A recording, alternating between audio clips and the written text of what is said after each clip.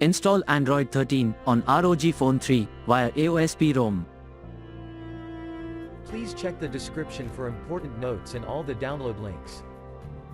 First download ROM and GApps packages, then transfer the downloaded files to the phone storage. Link is in the description below. Step 2.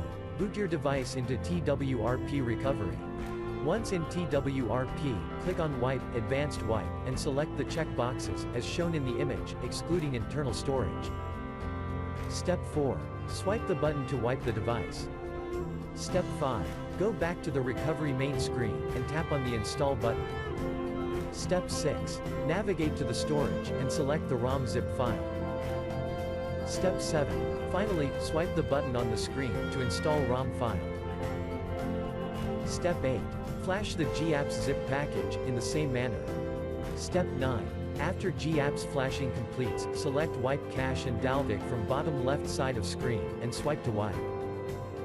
Step 10. When the flashing process is complete, hit Reboot System. That's it, you have successfully installed the ROM on your device.